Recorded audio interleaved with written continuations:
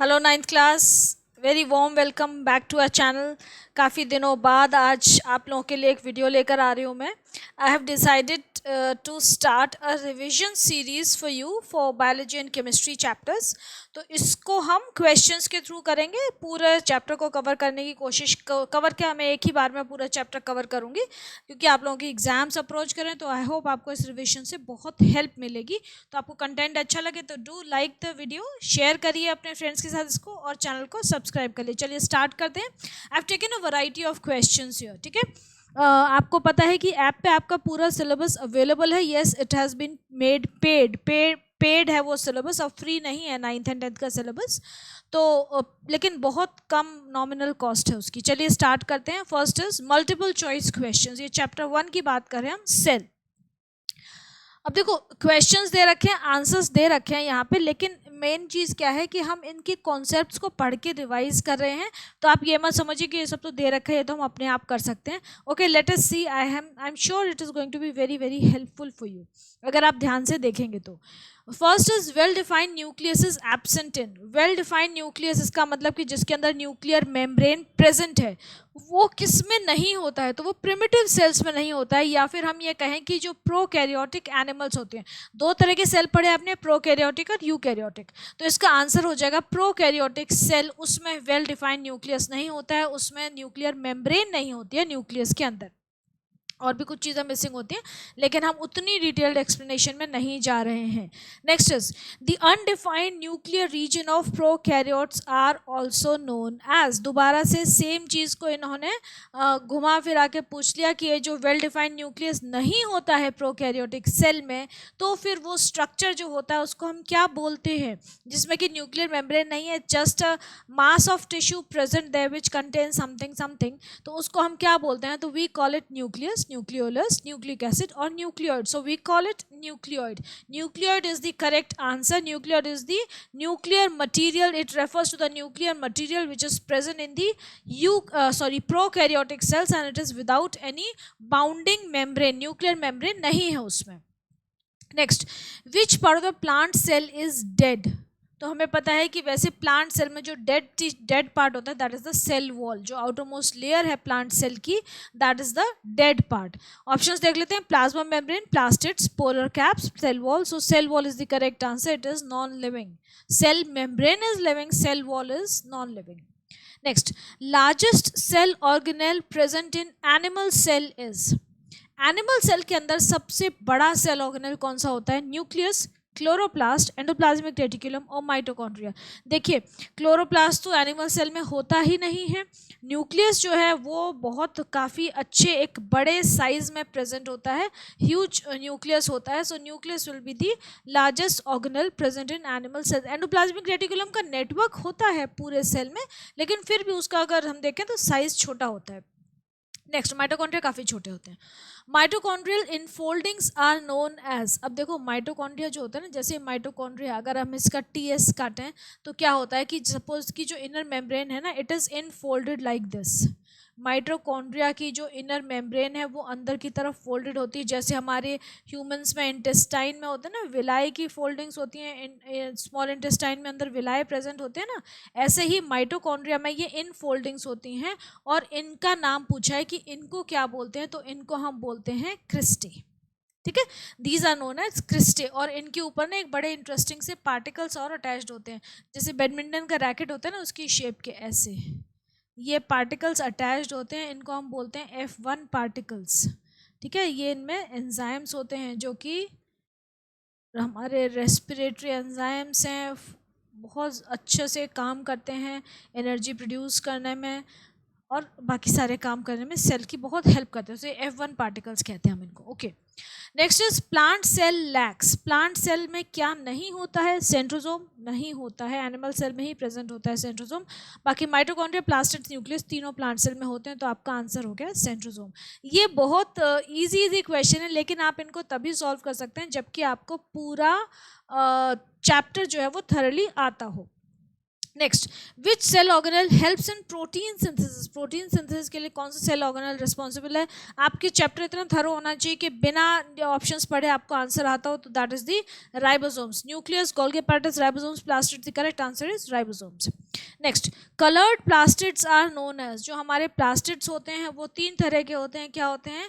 Leucoplast, chromoplast and chloroplast. तो जो coloured plastid होते हैं उनको हम बोलते हैं chromoplast, because they contain every colour except the green colour. जो ग्रीन कलर्ड प्लास्टिड है we call them chloroplast. Okay, then ninth question is secretory organelle of the cell are, cell में जो ऐसा ऑर्गेनल प्रेजेंट है जो कि secretion के responsible है, चाहे वो एंजाइम्स का सिक्रीशन और हाइड्रोलिटिक एंजाइम्स एक्चुअली होते हैं बेसिकली, या कोई और चीज़ हो, तो उनको उसको हम क्या बोलते हैं? मतलब कि कोई भी जो सिक्रीशंस है, अब देखो यहाँ पे ना इन्होंने लाइजोसोम भी दे रखा है, डिक्टायोसोम भी दे रखा है, तो एक्चुअली जो secretory organelle of the cell है उसका करेक्ट आंसर हो जाएगा डिक्टायोसोम। डिक्टायोसोम क्या होता है? गोल्गी बॉडीज जब प्लांट्स में प्रेजेंट होती हैं तो वो बहुत ज़्यादा वेल डेवलप नहीं होती हैं। तो गोल्गी बॉडीज एनिमल सेल में अच्छे से वेल डेवलप्ड होती हैं, गोल्गी बॉडीज प्लांट सेल में उतनी वेल डेवलप नहीं होती हैं। तो Golgi bodies when they are present in plant cells they are known as dictyosomes and they are responsible for secretion. बहुत सारे एंजाइम्स जो मेटाबोलाइट्स होते हैं जिनकी वजह से डाइजेशन होता है, वो सब गोल्गी, नए ऑर्गेनल्स बनते हैं, वो भी सब गोल्गी बॉडी का काम होता है। तो dictyosome is the correct answer. The plant and animal cell differ from each other in, plants और एनिमल सेल में क्या डिफरेंस है? न्यूट्रिशन में डिफर करते हैं, क्या वो न्यूट्रिशन में डिफर करते हैं, या ग्रोथ में, या मूवमेंट में, या रेस्पिरेशन में? किस चीज़ में डिफरेंस है इनमें? तो our correct answer would be nutrition, है ना। प्लांट्स जो हैं वो तो जो मिनरल एलिमेंट्स हैं जैसे कि CO2 को लेते हैं, सोलर लाइट की, सोलर एनर्जी की प्रेजेंस में CO2 और वाटर से वो अपना फूड बना लेते हैं, in the presence of chlorophyll and sunlight, photosynthesis perform करते हैं। हम लोग ये नहीं कर सकते हैं ना, हम प्लांट प्रोडक्ट्स पे डिपेंडेंट है वेदर डायरेक्टली और इनडायरेक्टली।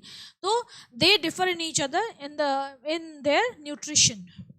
नेक्स्ट जो कैटेगरी के क्वेश्चंस हैं they are the fill in the blanks, और ये बड़े अच्छे लेवल के क्वेश्चंस हैं, आप पढ़ेंगे तो आपको समझ में आएगा।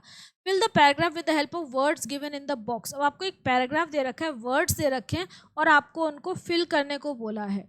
अब देखो आप ना यहाँ पे जब आपको ऐसा कोई भी क्वेश्चन दिया जाता है तो आप पहले, जैसे अब मैं हूँ तो मैं तो पूरा पढ़ लूँगी तो मुझे आता है, लेकिन आपके लिए मैं ये सजेस्ट करूँगी कि आप लोग क्या करें कि सबसे पहले ना उसको पूरा एक बार पढ़ लीजिए, एसोसिएट करके देखिए कि हम पूरा पढ़ पा रहे हैं कि नहीं पढ़ पा रहे हैं। अगर पढ़ पा रहे हैं तो फिर हम उसको कर लेंगे, नहीं तो हम उसको पहले वेट करेंगे कि हम पहले जो हमारे वर्ड्स हैं उनको फिल करके देखें कि कौन सा वर्ड सबसे पहले ज़्यादा अप्रोप्रिएट है, भले ही वो फिलअप लास्ट में दे रखा हो। इस तरीके से क्या करें। Okay, first is a dash and dash is a form of eukaryotic cell. अब यूकैरियोटिक सेल की इन्होंने टाइप पूछी है, आपको ऑप्शंस दे रखे हैं, plastid, chlorophyll, animal, cell wall, vacuoles, plasma membrane, mitochondria, DNA, storage, chloroplast. तो यहाँ पे सिर्फ एक ही ऑप्शन है कि सेल के बारे में पूछा, तो ये हो जाएगा एनिमल सेल। नंबर 1 हो जाएगा हमारा animal cell is a form of eukaryotic cell. The animal cell is देखो अब उन्होंने उसको रेफर भी कर दिया कि यहाँ पे एनिमल सेल आना चाहिए, क्यों? क्योंकि उन्होंने बाद में उसके बारे में बात भी की है कि it is distinct from other eukaryotes most notably plant cells as they lack dash and dash. अब एनिमल सेल में क्या चीज़ ऐसी नहीं होती है जो कि प्लांट सेल में होती है ना। The animal cell is distinct from other eukaryotes most notably plant cell as they lack. तो एनिमल सेल क्या लैक करते हैं? इसमें से देखो आप इसमें देखो अब 3 चीज़ हैं, एक तो प्लास्टिड है, क्लोरोफिल है, और एक है आपकी सेल वॉल और क्लोरोप्लास्ट। अब एक्चुअली होना क्या चाहिए? प्लास्टिड और सेल वॉल होना चाहिए, है ना। तो हम सेल वॉल तो लिख ही लेते हैं क्योंकि अब देखो प्लास्टिड्स, क्लोरोप्लास्ट, क्लोरोफिल दे रखा है, तो ये कहीं और भी यूज़ हो सकते हैं ये वर्ड्स, इसीलिए मेरे हिसाब से यहाँ पे आना चाहिए प्लास्टिड। तो हम प्लास्टिड लिख देते हैं, बाद में देखेंगे कुछ और चेंज होगा तो नंबर डाल देते हैं हम यहाँ पे। सेल वॉल हो गया हमारा नंबर 2 और प्लास्टिड हो गया नंबर 3। अब हम आगे देखते हैं नेक्स्ट क्या है। They also have smaller dash. Animal cells में छोटे क्या होते हैं as compare to the plant cell? They have smaller vacuoles. तो यहाँ पे आ जाएगा vacuoles. Now, due to the presence of a dash, animal cells can adopt a variety of shapes. अब एनिमल सेल्स में ऐसा क्या होता है कि they can adopt to a variety of shapes. ये पेज अप एंड डाउन ये show नहीं हो रहा, क्यों नहीं शो हो रहा है? इसको मैं देखती हूँ ज़रा, ये पेज अप डाउन नहीं हो रहा है. हाँ अब आया, ठीक है, ओके. ये ना बढ़ाते बढ़ाते बड़ी दिक्कतें आ जाती हैं ऑनलाइन में, कभी कुछ हो जाता है कभी कुछ हो जाता है, तो please bear with me. Okay, due to the presence of dash, animal cells can adopt a variety of shapes. अब animal cells में ऐसा क्या होता है जिसकी वजह से वो बहुत सारी shapes attain कर सकते हैं. उनके पास एक rigid चीज़ नहीं है, वो क्या नहीं है? Cell wall. तो due to the presence of plasma membrane की वजह से, तो प्लाज्मा मेम्ब्रेन हो जाएगा number 5. Due to the presence of plasma membrane, they can attain a variety of shapes. Dash are organelles found in nearly all eukaryotes. अब eukaryotes में कौन से organelle हैं जो कि present होते हैं? They are surrounded by two membranes. अब देखो इसमें प्लास्टिड भी, लेकिन एनिमल सेल की बात कर रहे हैं, तो ऐसा कौन सा ऑर्गेनल है जिसकी कि डबल मेम्ब्रेन होती है, एनिमल सेल में प्रेजेंट होता है और सारे यूकैरियोट्स में होता है? तो वो हो गया हमारा माइटोकॉन्ड्रिया. तो माइटोकॉन्ड्रिया का नंबर क्या हो जाएगा? नंबर 6. यहाँ पे आ जाएगा माइटोकॉन्ड्रिया. ठीक है, mitochondria are organelles found in nearly all eukaryotes. They are surrounded by two membranes. Mitochondria contain their own, mitochondria के पास अपना क्या होता है? मैंने कई बार बताया है, दे कंटेन देयर ओन डीएनए. ठीक है, उसके बाद next, plants have dash, again these have their own DNA content. अब प्लांट के पास क्या होता है?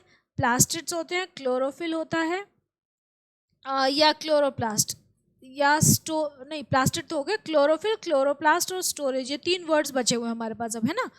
तो plants have dash, again they have there own DNA content, dash produce organic compound through photosynthesis. तो ये क्या हो जाएगा कि प्लांट्स के पास क्या होता है? प्लांट्स हैव क्लोरोफिल आना चाहिए यहाँ पे, है ना. प्लांट्स हैव क्लोरोफिल, तो नंबर 8 हो जाएगा chlorophyll. Then they have their DNA content. Plants के पास अपना, क्लोरोफिल के पास भी अपना डीएनए होता है. And they produce organic compounds through photosynthesis. तो यहाँ पे आ जाएगा क्लोरोप्लास्ट. क्लोरोप्लास्ट आ जाएगा यहाँ पे कि क्लोरोप्लास्ट जो है वो फोटोसिंथेसिस करते हैं और उसकी हेल्प से ऑर्गेनिक कंपाउंड्स प्रोड्यूस करते हैं. Others are involve in dash of materials. Other मतलब जो बाकी प्लास्टिड्स हैं उनकी बात हो रही है. They are involve in storage में इन्वॉल्व होते हैं. तो ये आपके हो गए सारे के सारे. इनको आप, जैसे मैंने कहा कि एक एक करके पहले अप्रोप्रिएट ऑप्शन देखा करिए, फिर उसको पुट करिए, क्योंकि कई बार क्या होता है कि एक ही, ऐसा लगता है कि एक ही ऑप्शन कई जगह एप्लीकेबल है, बहुत जगहों के लिए सूटेबल है, तो उसको ढंग से पहले पढ़ लो फिर अप्लाई करो. ठीक है, नेक्स्ट, द न्यूक्लियस प्रेजेंट. अब ये दोबारा से ऐसा ही है, वह सेम क्वेश्चन है. The nucleus present in prokaryotic cell is primitive and is called. ये इजी है. प्रोकैरियोटिक सेल्स में जो न्यूक्लियस होता है उसको हम क्या बोलते हैं? प्रिमिटिव होता है, वी कॉल इट न्यूक्लियोइड. यहाँ पे आंसर्स दे रखे हैं. यहाँ पे कोई ऑप्शन नहीं है, आपको अपने आप लिखना है. This is not well developed unlike dash cells which possess a well defined nucleus. अब वेल डिफाइंड न्यूक्लियस किसमें होता है? यूकैरियोटिक सेल्स में. तो यूकैरियोटिक सेल्स आपका सेकेंड आंसर हो गया. Dash is a well known example of prokaryotic cell. अब प्रोकैरियोटिक सेल में यहाँ पे आपकी ब्लू ग्रीन एल्गी जो है, ब्लू ग्रीन एल्गी और बैक्टीरिया को हम एग्जाम्पल लेते हैं यूजुअली प्रोकैरियोटिक सेल का. Apart from the nuclear region the number of chromosomes in dash is only 1. अगर हम न्यूक्लियर रीजन को छोड़ दें तो जो नंबर ऑफ क्रोमोसोम्स होते हैं प्रोकैरियोटिक सेल में, वो कितने होते हैं? They are usually 1. तो ये हो जाएगा आपका नंबर 4. ठीक है, नेक्स्ट है true false. State whether the statements are true और फॉल्स. यूजुअली क्या होता है कि अगर फॉल्स हैं तो आप उनको करेक्ट करके लिखिए. बोर्ड में जो आता है, chromosomes are present in the cytoplasm. No, chromosomes are, this is false, क्योंकि क्रोमोसोम्स साइटोप्लाज्म में नहीं होते. कहाँ होते हैं? They are present in the nucleus. So this is false. All cells have cell wall. Again this is false. Only plant cells have cell wall. या फिर हम ये कर सकते हैं कि all cells have cell membrane. Cell membrane तो सब में होती है, सेल वॉल सिर्फ प्लांट सेल्स में होती है. Next, Golgi bodies are the storehouse of energy. Again false. Golgi bodies are not the storehouse of energy. Storehouse of energy कौन होते हैं? Mitochondria. एटीपी प्रोड्यूस करते हैं ना, एनर्जी को एटीपी की फॉर्म में स्टोर करते हैं। जब सेल को ज़रूरत होती है तो एक एक एटीपी रिलीज हो जाता है। बताया ना मैंने आपको कि एटीपी मतलब एडेनोसाइन ट्राइफॉस्फेट, एक एक फॉस्फेट ग्रुप वो माइनस करते जाते हैं। जब सेल को एनर्जी चाहिए तो एटीपी कन्वर्ट हो जाता है एडीपी में, एडेनोसाइन डाइफॉस्फेट, फिर एक और फॉस्फेट ग्रुप रिलीज कर दिया। अगर और एनर्जी चाहिए तो ये बन जाता है एएमपी, एडेनोसाइन मोनोफॉस्फेट। तो एक एक फॉस्फेट ग्रुप रिलीज होता जाता है जिससे एनर्जी मिलती जाती है सेल को।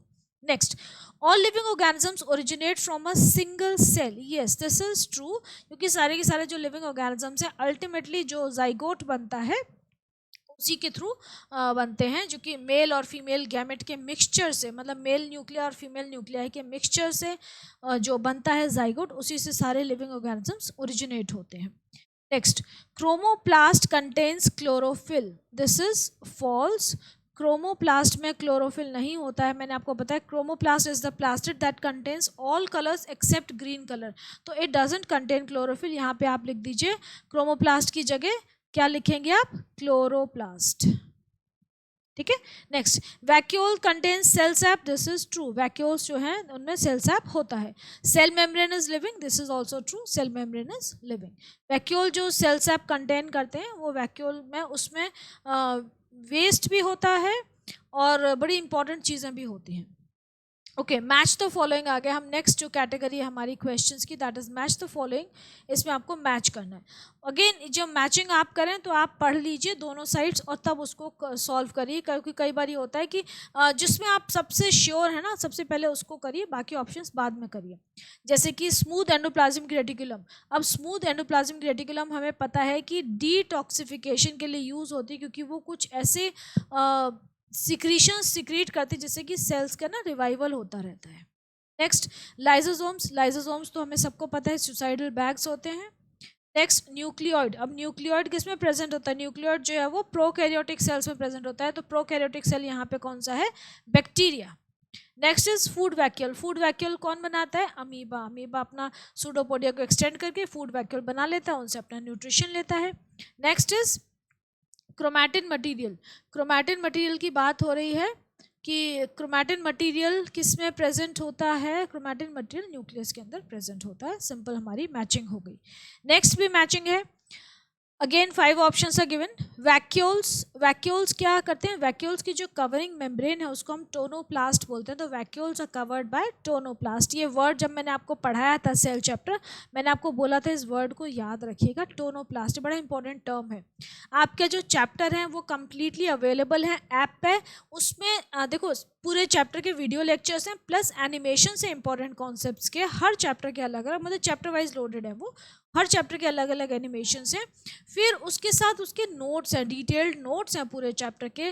फिर सॉल्व एक्सरसाइजेज हैं, उसके अलावा एक्स्ट्रा असाइनमेंट है। तो आप जब कोर्स खरीदते हो ना तो आपको हर चैप्टर में ये डिटेल्स मिलेंगे, तो it is very beneficial for you, और आप कभी भी उसको रेफर कर सकते हो। और ऐसा नहीं है जो बच्चे मेरे से डाउट पूछते हैं I do reply to their doubts, तो आपके डाउट्स भी सॉल्व हो जाते हैं। अगर ज़्यादा किसी को इशू आता है तो फिर मैं लाइव क्लास ले लेती हूँ। तो ये सारी चीज़ें आप ध्यान रखिएगा, तो it is really beneficial. Okay, next is nucleolus. Nucleolus जो है वो किस में हेल्प करता है? वो आरएनए फॉर्मेशन में हेल्प करता है। न्यूक्लियोलस जो है न्यूक्लियस के अंदर एक round dense structure, spherical structure present होता है, वो आरएनए की फॉर्मेशन में बहुत बहुत ज़रूरी है। Next is lysosomes. लाइजोसोम्स क्या करते हैं? हमें पता है कि सुसाइडल बैग्स होते हैं, तो वो करते क्या है? Actually they help in intracellular digestion. Cell के अंदर जो कुछ ऐसा मटेरियल हो जिसको उसको डाइजेस्ट करने में हेल्प करते हैं। प्लास्टिड्स। प्लास्टिड्स जो हैं वो क्लोरोप्लास्ट प्लास्टिड्स के एग्जाम्पल हो गए। नेक्स्ट क्या है हमारा? नेक्स्ट है क्रिस्टे। क्रिस्टे कहाँ प्रेजेंट होते हैं? मैंने अभी आपको माइटोकॉन्ड्रिया का डायग्राम बना के दिखाया था, जो इन फोल्डिंग्स होती हैं उनको क्रिस्टे बोलते हैं, वहाँ पे रेस्पिरेटरी एंजाइम्स प्रेजेंट होते हैं। तो ये हो गया आपका नेक्स्ट, अब आ गए आपके 1 मार्क क्वेश्चंस। 1 मार्क क्वेश्चंस आपके बोर्ड में आते हैं, 100% आते हैं, ठीक है। So name the non living structure present only in plant cell. Non living structure plant cell में जो प्रेजेंट है दैट इज सेल वॉल। बाकी सेल ऑर्गन सेल इंक्लूजन्स हो सकते हैं, मतलब कि केमिकल्स हैं कुछ, वो नॉन लिविंग, ऑब्वियसली कुछ क्रिस्टल्स हैं, कुछ मेटाबोलाइट्स हैं, वो भी नॉन लिविंग है। लेकिन ऑर्गेनेल की बात करें, स्ट्रक्चर की बात करें, तो वो सेल वॉल होगा। Name the scientist to discover the nucleus. Robert Brown ने न्यूक्लियस डिस्कवर किया था। Which cell of human body does not contain nucleus at maturity. RBCs जो होते हैं हमारे, रेड ब्लड कॉर्पसल्स, उनमें जब वो मैच्योर होते हैं तो उनमें न्यूक्लियस डिसइंटीग्रेट हो जाता है। क्यों डिसइंटीग्रेट होता है? ताकि उनका जो वॉल्यूम है वो कम हो जाए और सरफेस एरिया बढ़ा रहेगा। और उसकी न्यूक्लियस, क्योंकि ना बड़ा स्टिफ एक बॉडी है, न्यूक्लियस काफ़ी जगह घेरता है सेल के अंदर। अभी हमने पढ़ा था एनिमल सेल में सबसे बड़ा जो सबसे जो ज़्यादा स्पेस ऑक्यूपाई करता है वो न्यूक्लियस होता है। तो अब आरबीसीज को क्या होता है कि भाई ब्लड है उसको बहुत पतली पतली फाइन कैपिलरीज के थ्रू फ्लो करना होता है, तो न्यूक्लियस उसमें हिंड्रेंस कॉज करता है।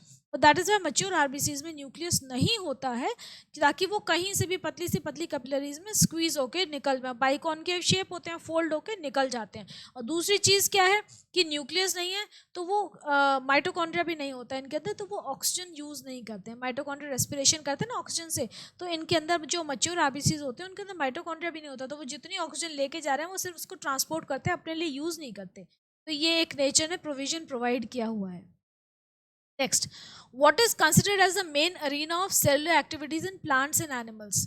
मेन अरीना मतलब अरीना क्या होता है? जहाँ पे कि बॉक्सिंग होती है या फाइटिंग होती है या कुश्ती होती है ना, वो जो एरिया होता है, जो रीजन होता है, उसको हम एरीना बोलते हैं। पुराने ज़माने में रोम में वो होती ना बुल फाइट्स होती थी, आपने देखी होगी अगर मूवीज़, पुरानी इंग्लिश मूवीज़, तो उनमें दिखाते हैं। ग्लैडिएटर देखिए आपने, ग्लैडिएटर में है एरीना। तो एरीना मतलब वो जगह है जहाँ पे कि आप अपनी मेन स्किल्स को डेमोन्स्ट्रेट करते हैं। तो एरिना ऑफ सेलुलर एक्टिविटीज़ क्या हो जाएगा? Cytoplasm. Cytoplasm is considered the main arena of cellular activities in plants and animals. Next, give one difference between organ and organelle. Organ और ऑर्गेनेल के बीच में डिफरेंस बताना है। Organ is a multi cellular structure जो कि एक particular function को perform करता है, और ऑर्गेनेल जो हैं वो सेल के पार्ट्स हैं, वो सेल के छोटे छोटे पार्ट्स हैं जो स्पेसिफिक फंक्शंस को परफॉर्म करते हैं। ऑर्गन एक बॉडी का पार्ट है और ऑर्गेनेल जो है वो एक सेल का पार्ट होते हैं।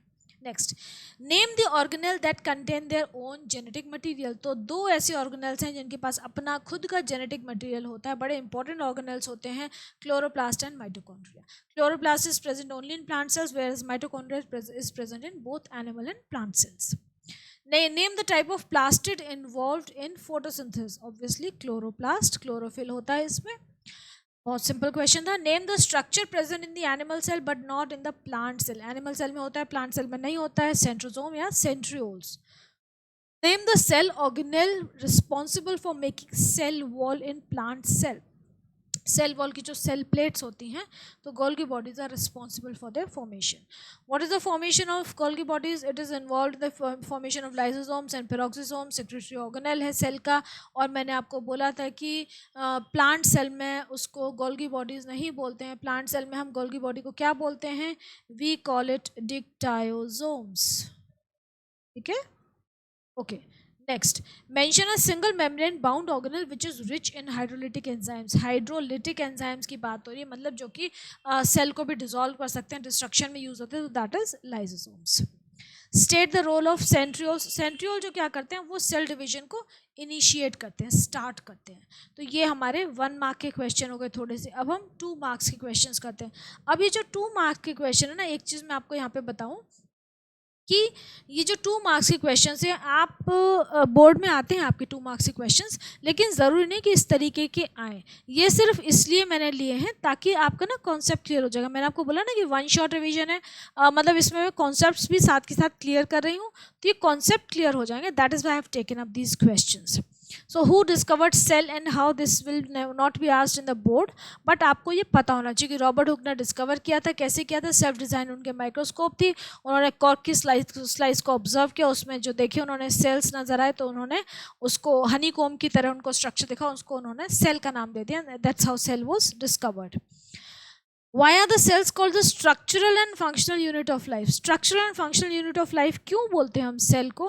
क्योंकि यूनिट समझते हो, यूनिट होता है एक बेस जिससे कि सेम यूनिट को मल्टीप्लाई करके हम कोई चीज़ बनाते हैं. जैसे आप दीवार बना रहे हो अपने घर की, तो उसका यूनिट क्या हो गया? एक ब्रिक है ना. Bricks are kept one on top of the other and then a wall is formed. तो यूनिट हो गया एक सिंगल बेसिक स्ट्रक्चर जिसके कि मल्टीपल्स में हम यूज़ करके किसी स्ट्रक्चर को, किसी बड़े स्ट्रक्चर को बनाते हैं. तो हमारी लाइफ का जो basic structure and functional unit है वो सेल है. क्यों है? क्योंकि एक वो मिनिएचर बॉडी को रिप्रेजेंट करता है.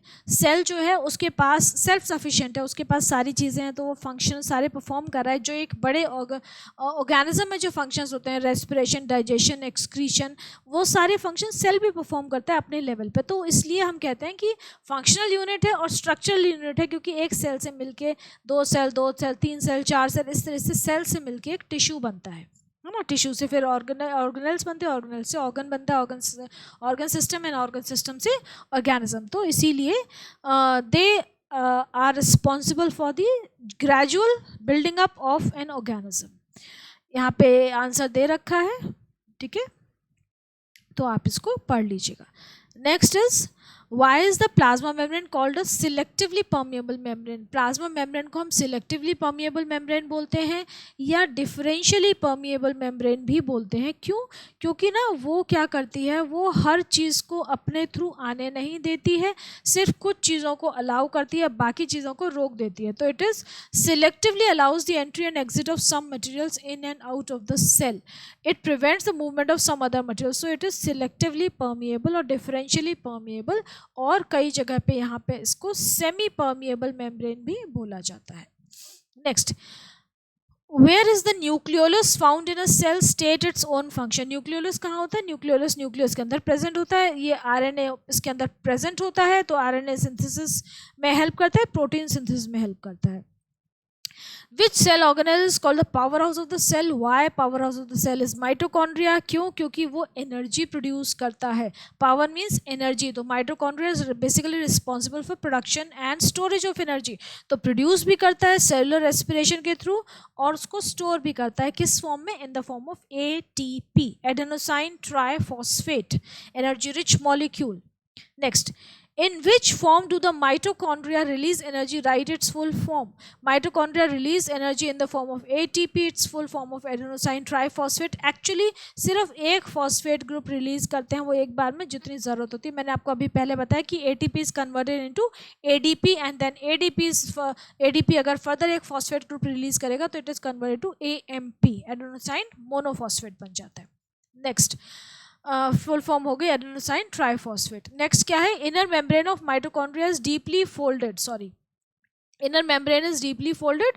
What is the advantage of these folds? ये भी मैं बता चुकी हूँ कि ये जो हैं इन फोल्ड्स को हम क्रिस्टे बोलते हैं, और इनका एडवांटेज क्या है? They increase the surface area, enhance the surface area. क्योंकि यहाँ पे क्या अटैच होते हैं? F1 पार्टिकल्स अटैच होते हैं जो कि बहुत सारे ऐसे केमिकल रिएक्शंस परफॉर्म करते हैं जो कि रेस्पिरेशन में हेल्प करते हैं, ATP को प्रोड्यूस करते हैं. So that is why the cell, एक छोटा सा माइटोकॉन्ड्रिया ज़्यादा से ज़्यादा एनर्जी प्रोड्यूस कर सके. That is why it has those cristae. What is membrane biogenesis? Membrane biogenesis आपके सिलेबस में नहीं है, लेकिन आप क्वेश्चन दे रखा है तो आप पढ़ लीजिए कि SER मतलब स्मूथ एंडोप्लाज्मिक रेटिकुलम, ये लिपिड्स एंड कोलेस्ट्रॉल बनाती है. और RER जो है रफ एंडोप्लाज्मिक रेटिकुलम. रफ क्यों है? क्योंकि उसके सरफेस पे राइबोसोम्स अटैच्ड हैं, तो वो प्रोटीन्स बनाती है. तो ये क्या करते हैं? ये सेल मेम्ब्रेन को बनाते हैं, सेल मेम्ब्रेन की बिल्डिंग अप में हेल्प करते हैं. And this process is called membrane biogenesis. Biogenesis मतलब बायोलॉजिकली कोई भी चीज़ प्रोड्यूस हो रही है. जेनेसिस मीन्स प्रोडक्शन, तो प्रोड्यूस हो रही है उसको हम बायोजेनेसिस बोल देते हैं.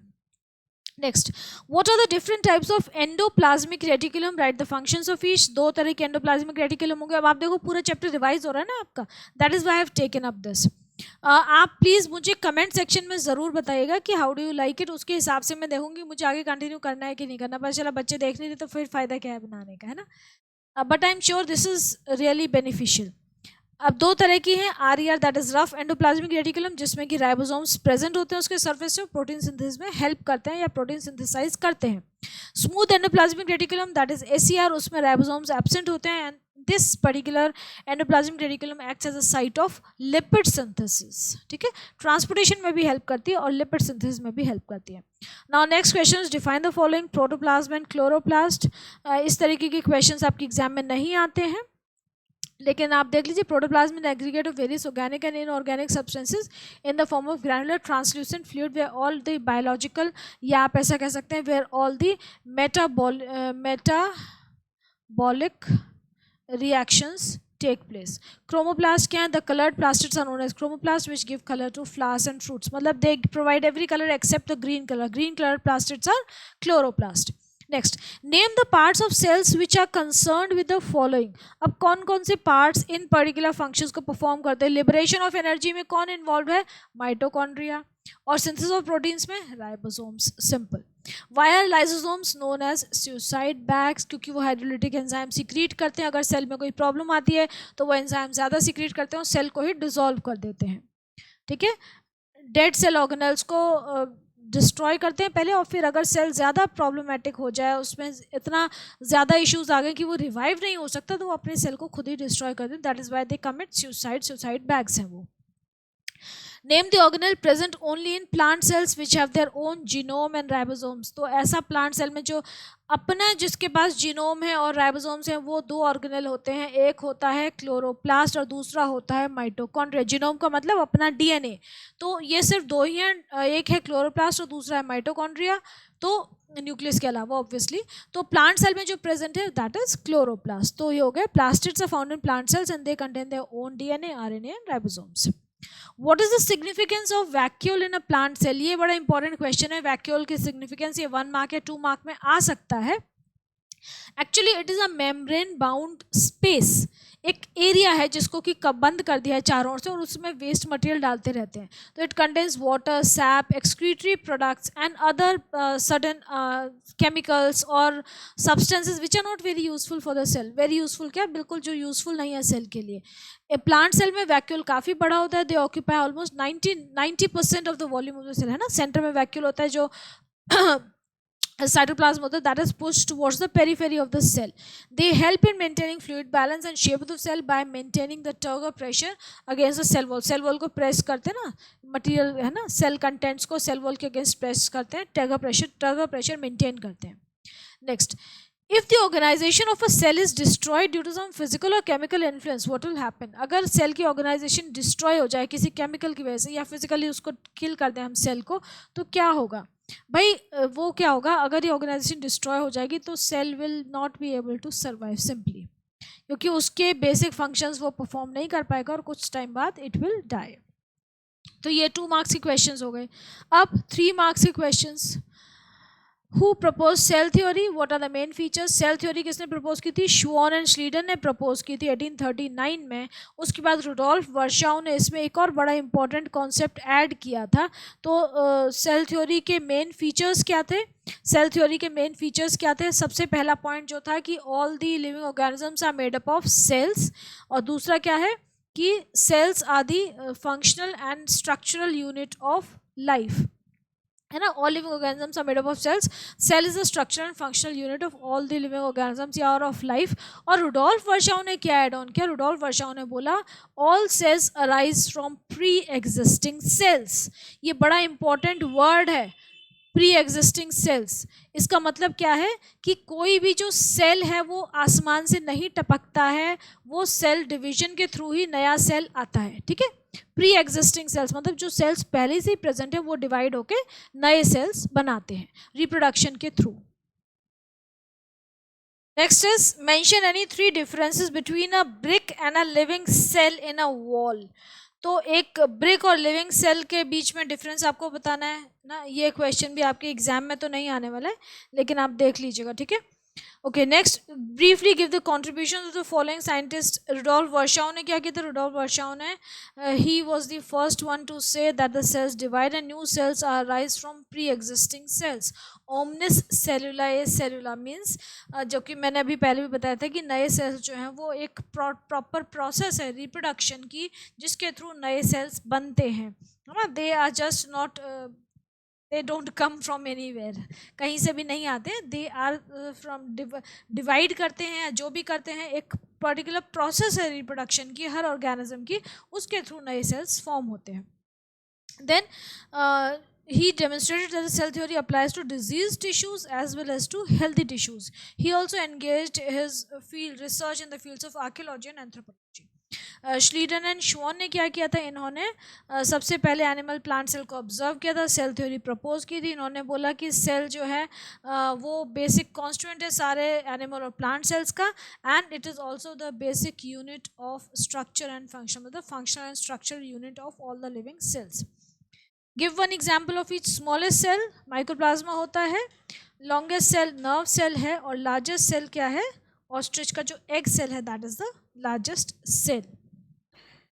The next question is that the shape of the cell usually affects its function. Explain, give examples. Yes, this is very true. जो सेल की शेप होती है उसके फंक्शन के हिसाब से ही होती है. फॉर एग्जाम्पल हमारे जो RBCs हैं और WBCs हैं, उनकी कोई WBCs की फिक्स शेप नहीं होती, तो वो कहीं से भी निकल जाते हैं ब्लड वेसल में से, बैक्टीरिया को एनगल्फ करते हैं, फॉरेन बॉडी को फाइट करते हैं ना, they can easily squeeze out from the thick blood vessels. इसको हम क्या बोलते हैं, इसको हम बोलते हैं डायपेडेसिस. ये एक टर्म है जिसको बोलते हैं diapedesis. And they kill the invading pathogens. जो भी हमारा फॉरेन इन्फेक्शन होता है, बाहर की जो बैक्टीरिया या जो भी इन्वेड करता है हमारे सेल में, ब्लड में प्रेजेंट होता है, उसको जाके किल करते हैं. टिश्यूज़ में प्रेजेंट होता है तो टिश्यू में जाके किल करते हैं. तो WBCs की इसीलिए ये स्पेशल शेप होती है कि वो कहीं से भी निकल जाए. Okay, next is write the name of different plants in which chloroplast and leucoplast are present. Chloroplast name of different plant parts, आपको पार्ट बताने. क्लोरोप्लास्ट कहाँ होता है, मीजोफिल सेल्स में प्रेजेंट होता है. आपने स्पॉन्जी मीजोफिल पैलिसेड और स्पॉन्जी दो तरह के सेल्स पढ़े हैं. तो मीजोफिल सेल्स में स्पॉन्जी और पैलिसेड दोनों में क्लोरोप्लास्ट प्रेजेंट होता है. These are the green plastid which acts as a site for photosynthesis, है ना, फोटोसिंथेसिस होता है यहाँ पे ग्रीन प्लास्टिड में. ये प्रोटीन सिंथेसिस लिखा है, ये प्रोटीन सिंथेसिस नहीं होगा, दिस विल बी, ये वर्ड होगा फोटोसिंथेसिस. ठीक है. नेक्स्ट इज, अब जो ल्यूकोप्लास्ट होते हैं वो क्या है, they are the colourless plastids हैं, मतलब नॉन पिगमेंटेड प्लास्टिड है. ये बेसिकली स्टोरेज का काम करते हैं. ये ट्यूबर्स में, जो अंडरग्राउंड ट्यूबर्स होते हैं उनमें, कॉटलेडेंस में, सीड्स की कॉटलेडेंस में, एंडोस्पर्म में फूड को स्टोर करने का काम करते हैं. Next, state the chief functions of mitochondria. Mitochondria का आपको एक मेन फंक्शन याद रखना है कि that they are the main site of aerobic respiration. Respiratory substances को ऑक्सीडाइज करते हैं, एनर्जी में कन्वर्ट करते हैं, और एनर्जी को स्टोर करते हैं ATP की फॉर्म में. ओके, ये जो दो पॉइंट्स हैं ये आपके सिलेबस में नहीं है. Give one example of each. Unicellular fungi का एग्जाम्पल आप ईस्ट दे दीजिए. Next is eukaryotic one celled organism, तो पैरामीशियम हो गया, अमीबा हो गया. Next is a cell without nucleus, तो हमारे जो मच्योर RBCs है, RBCs नहीं आप लिखिएगा, मच्योर RBCs, जो यंग RBCs होते हैं उनके अंदर न्यूक्लियस होता है. Next, what are lysosomes, peroxisomes and centrosomes. Write their function. Lysosome का फंक्शन, लाइसोसोम्स क्या होते हैं, मेम्ब्रेन बाउंड सैक्स हैं जिनके अंदर डाइजेस्टिव एंजाइम्स होते हैं, अपने ही सेल को किल कर देते हैं, है ना. पेरोक्सिसोम्स क्या है, फोटोसिंथेसाइजिंग सेल्स में होते हैं, यूनिट मेम्ब्रेन होते हैं. इनका फंक्शन क्या है, ऑक्सीडेशन रिएक्शन कॉज करते हैं और टॉक्सिसिटी को रिमूव करते हैं, फोटो रेस्पिरेशन में हेल्प करते हैं प्लांट्स में. ये क्रोमैटिन मटेरियल जो है DNA के अंदर जो प्रेजेंट होता है, जो कि बाद में DNA फॉर्मेशन, क्रोमोसोम्स की फॉर्मेशन में हेल्प करता है या क्रोमोसोम्स की फॉर्म में ऑर्गेनाइज हो जाता है, that is known as the chromatin material. इसमें DNA और प्रोटीन्स होते हैं. प्रोटीन्स जो होते हैं, कौन से प्रोटीन्स होते हैं, हिस्टोन प्रोटीन्स होते हैं. ये आप क्लास 10 में डिटेल में स्ट्रक्चर पढ़ेंगे इसका, तो हिस्टोन प्रोटीन्स सब प्रेजेंट है. ठीक है. कंडेंस हो जाता है क्रोमैटिन मटेरियल जब सेल डिवाइड होने जा रहा है, जब सेल डिवीजन की स्टेट में एंटर करता है. सेल की दो स्टेज होती है, एक तो रेस्टिंग स्टेज है और एक डिवीजन की स्टेज है. तो रेस्टिंग स्टेज में तो सेल जो है वो ग्रो करता है, अपने आप को लायक बनाता है, तैयार करता है डिवीजन के लिए. जब डिवीजन में एंटर कर जाता है सेल, तो जो क्रोमैटिन मटेरियल है वो क्रोमोसोम्स की फॉर्म में कन्वर्ट हो जाता है. ये सब चीज़ें आप क्लास 10 में पढ़ेंगे. Next is nucleolus. Nucleolus is the most important site of RNA synthesis. It was recognized by Fontana in 1874. It is present inside the nucleus. Nucleus is the dense spherical body. Nucleolus is another dense spherical body present inside the nucleus.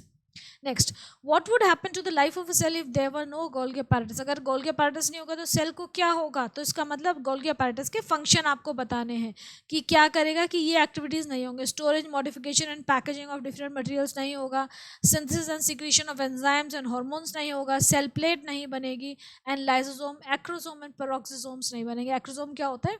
जो sperm के ऊपर जो एक conical structure present होता है, that is the acrosome. Next, why do plant cells possess large sized vacuoles? मतलब अब आपको वैक्यूल्स का फंक्शन बताना है। These store salt, sugar, amino acids, organic acids and some proteins. They contain cell sap and help in maintaining the turgidity of the cell. They store some metabolites, metabolic by products, and they occur in the जो lysosomal enzymes हैं वो भी vacuoles में present होते हैं। Next, इतना detail question नहीं आएगा आपको, अगर ये आएंगे भी तो 1 मार्क या 2 मार्क में आएंगे। What are the facts which prove that all the cells are autonomous? Cells autonomous हैं, ये हमें कैसे पता चलता है? क्योंकि हर सेल के अंदर नॉन लिविंग मटेरियल्स भी होते हैं और वो नॉन लिविंग मटेरियल को लिविंग मटेरियल में कन्वर्ट करते हैं। मतलब हर सेल जो है वो एक सेल्फ सस्टेनेबल यूनिट है, अपने आप में कंप्लीट है ना?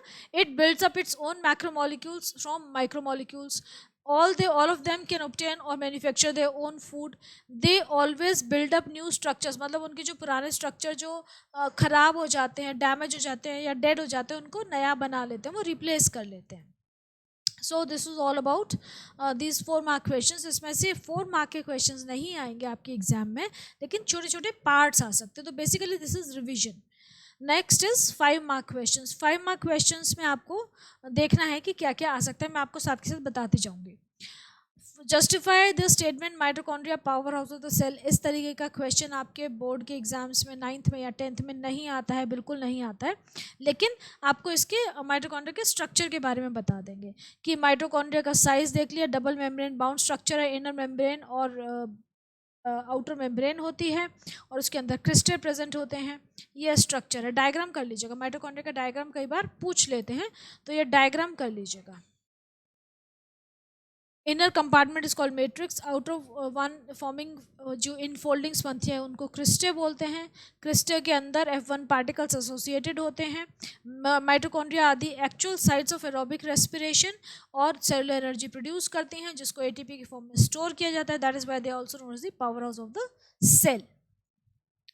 माइटोकॉन्ड्रिया के अंदर अपना डीएनए भी होता है, थोड़ा सा आरएनए होता है, 70 राइबोसोम्स होते हैं और ये प्रोटीन सिंथेसिस भी परफॉर्म करता है क्योंकि इसके पास राइबोसोम्स प्रेजेंट होते हैं। Okay, next is differentiate between RER and SER. RER और एसईआर के डिफरेंस हम कर चुके हैं पहले भी कि आरईआर में राइबोसोम्स अटैच्ड हैं, इसीलिए उसको आरईआर बोलते हैं, रफ एंडोप्लाज्मिक रेटिकुलम, क्योंकि उसके सरफेस पे राइबोसोम्स अटैच्ड हैं। स्मूथ जो है उसमें राइबोसोम्स अटैच्ड नहीं है, तो रफ जो है वो प्रोटीन सिंथेसिस में हेल्प करती है, जो स्मूथ है वो लिपिड सिंथेसिस में हेल्प करती है। अब मेम्ब्रेन बायोसिंथेसिस में एंडोप्लाज्मिक रेटिकुलम कैसे इंपॉर्टेंट है? क्योंकि ये प्रोटीन सिंथेसाइज करती है जो कि आगे जाके मेम्ब्रेन के जनरेशन में हेल्प करते हैं। SER helps in manufacture of fats and lipids, जो कि फैट्स, क्योंकि हमारी जो सेल मेम्ब्रेन है वो ना लिपोप्रोटीन से बनी होती है, मतलब लिपिड्स और प्रोटीन्स दोनों प्रेजेंट होते हैं, तो उन दोनों का जो सिंथेसिस है वो एंडोप्लाज्मिक रेटिकुलम कर रही है। And it also helps in transporting the proteins to various places. Next, given below is an example of a cell organelle and its function. जैसे सेल वॉल जो है रिजिडिटी प्रोवाइड करता है, तो इसके हिसाब से आपको ये बताना है कि इनके फंक्शंस, बेसिकली इनके फंक्शंस बताने हैं। तो लाइसोसोम का क्या फंक्शन हो जाएगा कि इट डाइजेस्ट्स जो भी हमारे प्रॉब्लम्स होती हैं या बिगर मॉलिक्यूल्स होते हैं उनको डाइजेस्ट करता है या डिस्ट्रॉय करता है। सेंट्रियोल क्या करते हैं? Next is centriole. सेंट्रियोल जो है वो सेल डिवीजन को इनिशिएट करते हैं। उसके बाद है टोनोप्लास्ट। टोनोप्लास्ट जो है वो वैक्यूल को इनबाउंड करती है, वैक्यूल की कवरिंग मेम्ब्रेन है तो उसको एक बाउंड्री प्रोवाइड करती है, एक डेफिनेशन देती है उसको। राइबोसोम्स क्या है? प्रोटीन सिंथेसिस में हेल्प करते हैं। और न्यूक्लियस क्या है? न्यूक्लियस जो है वो सेलुलर एक्टिविटीज़ को कंट्रोल करता है, पूरे सेल की सारी मेटाबॉलिक और फंक्शनल एक्टिविटीज़ को रेगुलेट करता है। Next, write main functions of cell organelles. कोई भी 5 आप लिख दीजिए। तो प्लाज्मा मेम्ब्रेन ले लीजिए, उसके फंक्शंस लिख लीजिए, न्यूक्लियस के, माइटोकॉन्ड्रिया, क्लोरोप्लास्ट, लाइसोसोम। इस तरीके का क्वेश्चन आपके एग्जाम में नहीं आता है, हाँ, लेकिन स्पेसिफिक ऑर्गेनल्स का नाम दे के आपको एक आध फंक्शन पूछ सकते हैं। अच्छा, ऐसा भी होता है कि एक चैप्टर का पर्टिकुलर एक सिंगल क्वेश्चन नहीं होता है, कई बार मिक्स करके भी दे देते हैं। Next, differentiate between the following. इस तरीके के क्वेश्चंस आते हैं, 1 1 मार्क में आ जाते हैं, या 5 मार्क्स के क्वेश्चन होता है, उसमें 5 चीज़ दे देते हैं, 5 differences, 1 marks each. First is cytoplasm and protoplasm. Cytoplasm क्या है? जो भी सेल के अंदर जो मैट्रिक्स है, जो viscous jelly like substance present है, वो साइटोप्लाज्म है। उसमें न्यूक्लियस इंक्लूडेड नहीं होता है। और जो प्रोटोप्लाज्म है वो translucent living substance of the cell है, इट इंक्लूड्स न्यूक्लियस। इसका मतलब क्या हो गया कि जैसे ये सेल है और ये है इसका ग्रीन पर्पल्स, ये है इसका न्यूक्लियस। तो अब यहाँ जो कंटेंट प्रेजेंट है ये क्या है? ये साइटोप्लाज्म है, ठीक है, ये साइटोप्लाज्म है। अब ये जो न्यूक्लियस है, न्यूक्लियस के अंदर जो कंटेंट प्रेजेंट है, जो मैं ऑरेंज से बना रही हूँ, ये क्या है? ये न्यूक्लियोप्लाज्म है। इसके अंदर भी तो वही मैट्रिक्स प्रेजेंट है न्यूक्लियस के अंदर, तो वो न्यूक्लियोप्लाज्म हो गया, ठीक है। और ये है हमारा, जो ग्रीन से मैंने बनाया है, ये है साइटोप्लाज्म। तो अब प्रोटोप्लाज्म क्या होता है? अगर हम साइटोप्लाज्म और न्यूक्लियोप्लाज्म को ऐड कर दें तो हमारा बन जाता है प्रोटोप्लाज्म। तो बेसिकली प्रोटोप्लाज्म क्या है? मतलब ये ग्रीन वाला पूरा एरिया और ये ऑरेंज वाला एरिया, इन दोनों को कंबाइन कर दें, then you will get protoplasm. Next, nucleus and nucleolus. Nucleus क्या है? ऑर्गेनेल है जो कि साइटोप्लाज्म में प्रेजेंट होता है। इसमें आरएनए, डीएनए सब कुछ होता है। Controls, basically controls the genetic information के ट्रांसफर को कंट्रोल करता है, हेरिडिटरी इन्फॉर्मेशन को कंट्रोल करता है। न्यूक्लियोलस जो है वो न्यूक्लियस के अंदर प्रेजेंट होता है और प्रोटीन सिंथेसिस में हेल्प करता है। क्लोरोप्लास्ट और क्रोमोप्लास्ट दोनों ही प्लास्टिड हैं, दोनों ही कलर्ड प्लास्टिड हैं, लेकिन जो क्लोरोप्लास्ट है वो ग्रीन कलर्ड प्लास्टिड है, और क्रोमोप्लास्ट जो ग्रीन के अलावा जितने भी कलर दिखते हैं आपको प्लांट लाइफ में, वो सारे क्रोमोप्लास्ट की वजह से होते हैं। Chloroplast helps in protein synthesis, where is the chromoplast gives colours to fruits and flowers and attracts the insects and various other animals for pollination. Next, cell wall and cell membrane. Cell wall, cell membrane के difference आपको आते हैं अच्छे से। Cell wall non living होती है, freely permeable होती है, आउटरमोस्ट कवरिंग है प्लांट सेल की। सेल मेम्ब्रेन आउटरमोस्ट कवरिंग है एनिमल सेल की, लिविंग है, सेमी परमिएबल है या डिफरेंशियली परमिएबल है।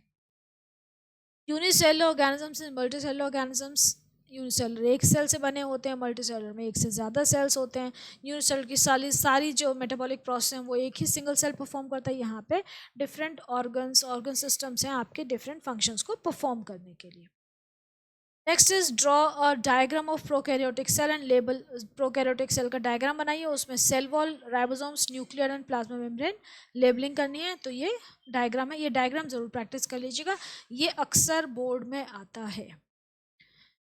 Write two differences between prokaryotic and eukaryotic cell. Pro और यू के डिफरेंस लिख दीजिए। प्रो यूजुअली छोटे होते हैं, यूकैरियोटिक बड़े होते हैं। इसमें nuclear region is poorly defined due to absence of nuclear envelope and is called nucleoid, मतलब न्यूक्लियर मेम्ब्रेन प्रेजेंट नहीं है। इसमें न्यूक्लियर रीजन वेल डिफाइंड है, सराउंडेड बाय न्यूक्लियर मेम्ब्रेन। इसमें प्रोकैरियोटिक में क्या होता है, जो राइबोसोम्स होते हैं वो 70s राइबोसोम्स प्रेजेंट होते हैं, और यूकैरियोटिक सेल में 80s राइबोसोम्स प्रेजेंट होते हैं।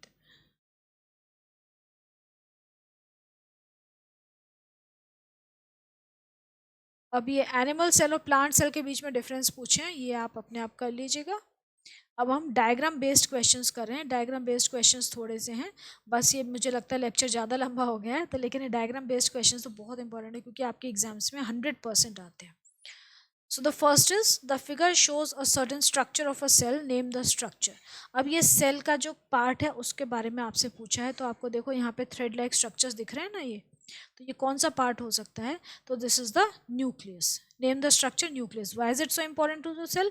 भाई इंपॉर्टेंट इसलिए because it controls all the activities of the cell, brain of the cell कहते हैं हम इसको। Is this structure present in all the cells? If not, mention the cells. No, it is not present in all the cells. Prokaryotic cells are devoid of not nucleus, हम कहेंगे well formed nucleus. Nucleus तो है लेकिन nucleoid की form में होता है, well form nucleus नहीं होता है। Next, given below is a diagram of the cell, study the same and answer the questions that follow. यहाँ पे ना आप जब ऐसे डायग्राम हो पहले लेबलिंग कर लिया करिए। ABCD की लेबलिंग पूछिए, देखो ए क्या है, ये एस्टर्स निकल रहे हैं, तो ये क्या हो गया, सेंट्रियोल हो गया, है ना। बी क्या है, बी आपकी ये जो स्ट्रक्चर्स हैं ये गोल्गी बॉडीज हो जाएंगी। सी क्या है, सी हो जाएगा आपका न्यूक्लियस, और डी क्या है, न्यूक्लियस के अंदर ये circular structure, this will be your nucleolus. अब आपसे क्या पूछा, state the functions of part B and C. B और सी के गोल्गी बॉडीज क्या करती हैं, गोल्गी बॉडीज जो हैं एंजाइम सिंथेसाइज करती हैं, एक्सक्रीशन में हेल्प करती हैं, मेम्ब्रेन जेनेसिस में हेल्प करती हैं, और न्यूक्लियस क्या करता है, सारी सेल की एक्टिविटीज़ को कंट्रोल करता है। ए का फंक्शन पूछा है, ए क्या था, centriole, it helps in cell division, सिर्फ एनिमल सेल्स में प्रेजेंट होता है ये। नेक्स्ट इज, ये आपको एक डायग्राम दे रखा है, ये किसका डायग्राम है, ये है क्लोरोप्लास्ट का डायग्राम है। इसमें A B C D label करने हैं आपको। तो ए बी सी डी क्या हो जाएंगे, देखो सबसे पहले ए जो है यहाँ पे करते हैं, देखो ए जो है वो क्या है, बी सी डी, डी जो है that is the outer membrane of chloroplast, ठीक है। और ए जो है ये क्या है, ये सर्कुलर स्ट्रक्चर्स हैं, सर्कुलर स्ट्रक्चर्स को हम क्या बोलते हैं, थाइलाकॉइड्स, ठीक है। सी जो है, सी क्या है, it is the matrix of the chloroplast, इस मैट्रिक्स को हम क्या बोलते हैं, अच्छा पहले बी करते हैं, बी जो है वो क्या है, क्लोरोप्लास्ट की मेम्ब्रेन है, और सी जो है मैट्रिक्स है, इसको हम बोलते हैं स्ट्रोमा, ठीक है। अब यहाँ पे देखो क्या क्वेश्चन पूछा, नेम द ऑर्गेनल, क्लोरोप्लास्ट हो गया। In which cell this structure is present, plant cells में होता है। What is the function, to carry out photosynthesis. Label parts A to D हमने लेबल कर दिए। ग्रेना था in a membrane, stroma outer membrane, इन्होंने ग्रेना नहीं, इन्होंने थाइलाकॉइड मार्क किया है। एक्चुअली ग्रेना क्या होता है, जो स्टैक ऑफ थाइलाकॉइड्स होती हैं उसको हम ग्रेना बोलते हैं। जो एक सर्कुलर स्ट्रक्चर है, दिस इज दी थाइलाकॉइड, और ये जो बहुत सारे जो एक ये जो पूरे स्टैक्ड है ना, this is a granum. Okay next, आपको अब ये डायग्राम दे रखा है, ऑब्जर्व द फिगर, ये किसका डायग्राम है, माइटोकॉन्ड्रिया का। अब इसकी लेबलिंग कर लेते हैं। ए क्या है, इसकी आउटर मेम्ब्रेन हो जाएगी, है ना, आपको क्लियरली नजर आ रही है आउटर मेम्ब्रेन। बी क्या होगी, बी इनर मेम्ब्रेन हो जाएगी।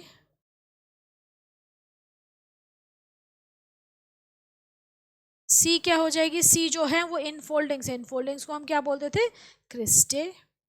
डी क्या है, डी सिंपली जो उसका सेंट्रल स्पेस है, जो उसकी मैट्रिक्स है, ठीक है। तो label the parts A to D हमने कर दिए। What does this figure represent, it represents mitochondria. Role, it helps in cellular respiration and generation of energy and stores energy in the form of ATP. Next, the diagram shows some of the structures present in an animal cell. Which of these are responsible for manufacture of lipids and steroids, release of energy? अच्छा, अब आपको diagram दे रखा है और questions पूछे हैं। तो ये डायग्राम है आपका, ये देख लीजिए आप, एनिमल सेल का डायग्राम है। लिपिड्स एंड स्टेरॉइड्स के लिए गोल्गी बॉडीज रिस्पॉन्सिबल हैं, एनर्जी जनरेट करने के लिए माइटोकॉन्ड्रिया रिस्पॉन्सिबल है, production of hormones and digestive enzymes के लिए लाइसोसोम्स रिस्पॉन्सिबल हैं, सेंट्रियोल जो है वो स्पिनल फाइबर्स प्रोड्यूस करते हैं, एंड प्लाज्मा मेम्ब्रेन एंडो और एक्सोसाइटोसिस, मतलब in and out of membrane जो भी मूवमेंट होता है, that is due to plasma membrane. Plasma membrane क्योंकि भाई it is the limiting membrane present in the animal cell, animal cell में cell wall नहीं होती है। नेक्स्ट, अब ये दोबारा से एनिमल सेल का एक डायग्राम दे रखा है, आप क्वेश्चंस पूछिए, A B C D labelling करिए। ए बी सी डी क्या हो जाएगा, ए हो जाएगी आपकी सेल मेम्ब्रेन, बी क्या हो जाएगा, बी हो जाएगा आपका न्यूक्लियस, सी क्या हो जाएगा, देखो आपको बहुत ध्यान से देखना, ये गोल्गी बॉडीज हैं, ठीक है। सी ऐसे ऐसा ना लगे कि पता नहीं क्या मोती से बने हैं ना, some pearls and some thread like embroidery नहीं है, these are Golgi bodies. And D would be, देखो छोटा सा स्ट्रक्चर है, it is the mitochondria. Animal cell में माइटोकॉन्ड्रिया बहुत छोटे छोटे होते हैं, मेजर जो पोर्शन है वो न्यूक्लियस ऑक्यूपाई करता है। Okay, A B C D हमने पार्ट्स लेबल कर दिए। Name a structure in cell that is absent in plant cell, plant cell में से कौन सा स्ट्रक्चर नहीं होता है, सेंट्रियोल नहीं होता है प्लांट सेल में, ठीक है, centriole is absent. What is the function of labeled part B in the physiological activity of the cell? जो nucleus है, it controls all the cellular activities, all the metabolic activities of the cell. It regulates the reproductive processes, है ना, genetic जो हमारा जो भी genetic variations हैं या जो genetic material pass on होते हैं next generation में, वो भी transference of genetic material from one generation to another, that is all controlled by nucleus. Write one function of the cell structure labelled D. D क्या है? Mitochondria. Mitochondria का function बता दीजिए। The power of the cell produces energy by respiration. Respiration perform करता है, उसकी वजह से एनर्जी प्रोड्यूस करता है, उस एनर्जी को एटीपी की फॉर्म में स्टोर करता है। So these are all the questions, revision questions जो मैंने आपके देखे हैं, आपके लिए सेट किए हैं। अब हम आगे नेक्स्ट चैप्टर्स करेंगे, तो आई होप आपको इससे कुछ बेनिफिट मिला होगा। अगर आपको अच्छा लगा, बेनिफिट मिला है, तो डू लाइक द वीडियो, है ना। चैनल को शेयर करिए और अपने फ्रेंड्स के साथ सब शेयर करिए और उसको सब्सक्राइब करिए। And do tell me if you have any problems. ये मैं 9th और 10th दोनों के लिए ही ये चीज़ करूँगी। इनके क्वेश्चंस लेके इनके वीडियोस बनाऊंगी ताकि आपकी रिवीजन होती जाएगी। ठीक है, तो चलिए, टेक केयर।